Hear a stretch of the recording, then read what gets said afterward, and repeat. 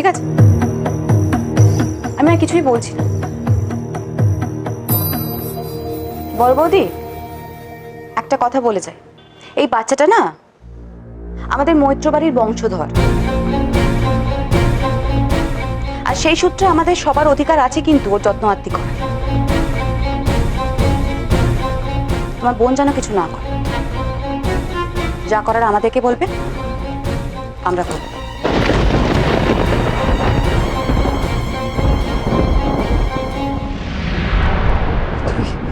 তুমি শুনলে ও কি বলে গেল? তুমি শুনলে? শুনলে তুমি কি বলে গেল? তুমি শুনলে ওর কথা? মানে কি জানো? মানে হচ্ছে এরপরে ওরা বলবে যে আলোই ওর মা, আর আলোই ওর হয়ে সব কাজ করবে, কিন্তু তুমি দেখে নিও, আমি সেটা হতে দেবো না, বুঝেছো? আমি হতে দেবো না সেটা। দিদি দিদি আমি তোকে বলছি, শোন, তোর যাই এই সমস্ত খেলাটা খেলছে বাড়িতে, আর এরপর তোকে অপদার্থ প্রমাণ করে তোর বাচ্চার সব দায়িত্ব নিজে নিয়ে নেবে। তুই কি সেটা বুঝতে পারছিস না? একটু থামবে তোমরা? ঠিক আছে, আমি চলে যাচ্ছি, কিন্তু প্লিজ সৌরিতা, তুমি আমার দিদির ওপর আর অন্যায় হতে দিও, প্লিজ।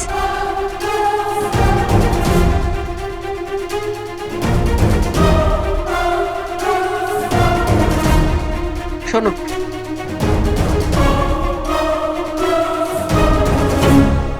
তোমার সঙ্গে আমার বোঝাপড়া আছে।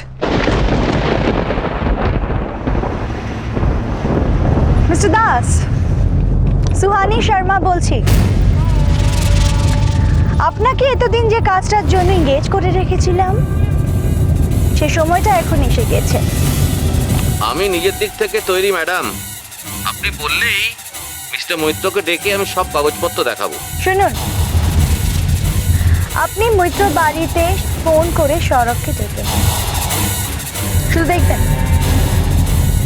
আলো যেন এই মুহূর্তে কিছু গেস না করতে পারে। ওকে ম্যাডাম, আমি কালই মিস্টার মৈত্রের সঙ্গে দেখা করছি। থ্যাঙ্কস।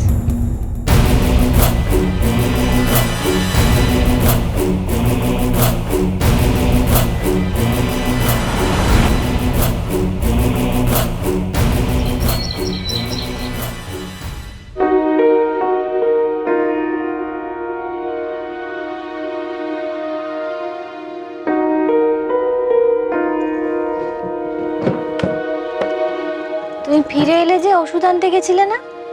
হ্যাঁ, মানে তাড়াহুড়োর মধ্যে বেরিয়ে গেছিলাম তো, টাকা নিতে ভুলে গেছি।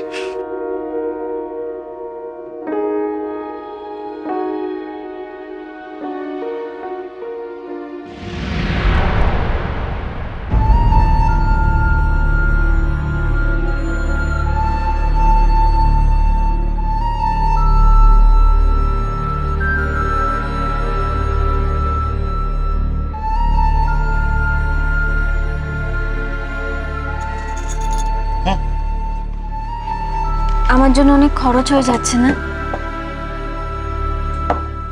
কোথায় হলো? খরচ হওয়ার সুযোগ দিলে তুমি কোথায়? তার আগে তো সুস্থ হয়ে গেলে। শোনো, টাকা পয়সা বিষয়টা আমার মাথায় পেতে আমার দায়িত্ব, তুমি একদম এটাকে নিয়ে ভাববে না, কেমন? সৌরভ, সৌরভ, বলছি বড়দা চলে এসছে। আমার মনে হয় বড়দার সামনে বড় বৌদির সাথে একবার কথা বল বাচ্চাটাকে নিয়ে। আমি দিদিভাইয়ের সাথে কথা বলবো, বড়দার সামনেই কথাগুলো বলবো, আর বড়দাকে এটাও বলবো যে দিদিভাইয়ের মাথায় এই বদবুদ্ধিগুলো কে দিচ্ছে। শোনো, তুমি না এর মধ্যে থেকো না, কেমন? বড়দার খারাপ লাগতে পারে, আমি যাই, কেমন?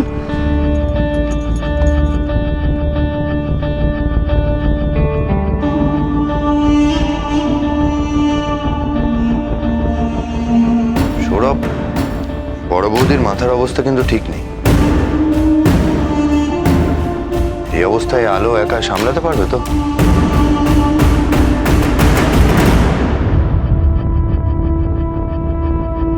সৌরভ, কি হলো? কি ভাবছিস?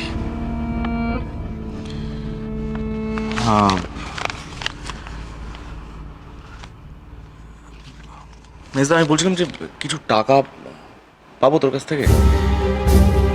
আসলে মানে ক্রেডিট কার্ডগুলো সব সিলড হয়ে গেছে, আর সেভিংস যা ছিল সব আলোর ওষুধের জন্য, মানে এত এক্সপেন্সিভ ওষুধ। ডক্টর ঘোষ এক গাদা মেডিসিনও লিখে ফেলেছেন, তো মানে যদি জোগাড় করতে পারতিস তো ভালো হতো। তা তুই বাবাকে বলছিস না কেন? না রে থাক,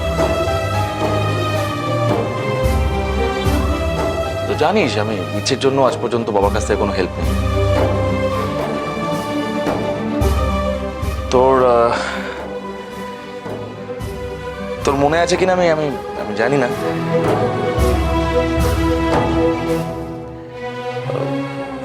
মানে সুহানির জন্য যখন আমি ঘর ছেড়ে বেরিয়ে গিয়েছিলাম তখন বাবা বলেছিলেন যে যখন টাকা দরকার হবে তখন আমি নাকি ঠিক চলে আসবো, ফিরে আসবো। তো তারপর থেকে কখনো বাবার কাছ থেকে কিছু নিয়ে নি আমি।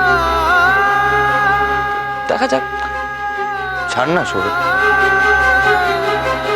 এখন আর কি লাভ বল? কবেকার সব কথা ভোলা যায় না মেজদা।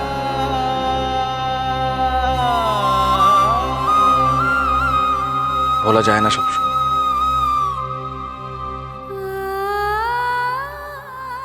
দেখ, বর্দাকে বলে কোনো লাভ নেই, বর্দার কাছে হয়তো থাকবে না টাকা। তো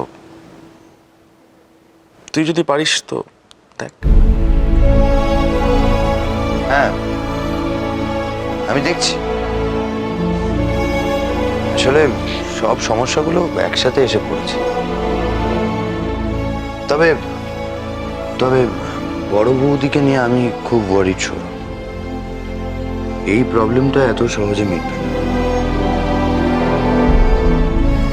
আলো আগে কথা বলুক বর্দার সঙ্গে, তেমন যদি হয়, না হলে আমি আমি বলবো বর্দাকে।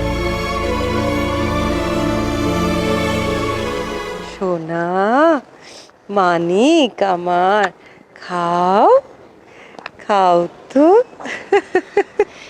দিদি ভাই, দুদিন পরে বর্দা এসছে, বর্দাকে খেতে দেবে তো? তুমি যাও, খাওয়ার ব্যবস্থা করো, আমি ওকে ঘরে নিয়ে যাচ্ছি। শোনো, আমি বলেছিলাম না তোমার সঙ্গে আমার বোঝাপড়া আছে। বোঝাপড়াটা এটাই, তুমি এই বাড়ির বড় ছেলে, তুমি নিজে তোমার ছোট ভাইয়ের বউকে বোঝাও, ও যেন কোনো কোনো জ্বালাকি আমার সঙ্গে না করে। লুকিয়ে একবার আমার ছেলেকে আমার কাছ থেকে কেড়ে নিয়ে যাবে, একবার মিথ্যে অজুহাত দিয়ে, মিথ্যে অপবাদ দিয়ে নিয়ে যাবে, এসব হবে না। বর্দা, আজ কিন্তু আপনার ভরসায় আমি এই ঘরে এসেছি। আপনি খুব ভালো করে জানেন আমি দিদি ভাইকে এই কথাগুলো কি অবস্থায় বলেছি।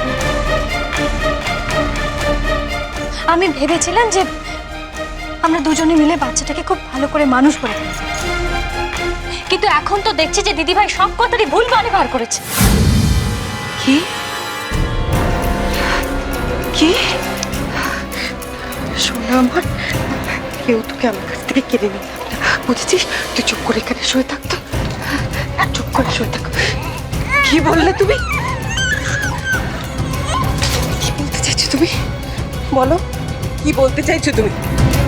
আমি হব দাই মা, তুমি হবে মা, সেটাই বলতে চাইছো তো তুমি? দেবী, কি কি হলো?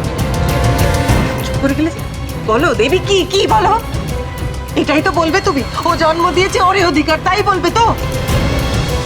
তাহলে আমিও একটা কথা বলবো, এই কথাটা যদি সত্যি হয় তাহলে ইচ্ছের উপর তোমার এতটুকু কোনো অধিকার নেই। দিদি ভাই,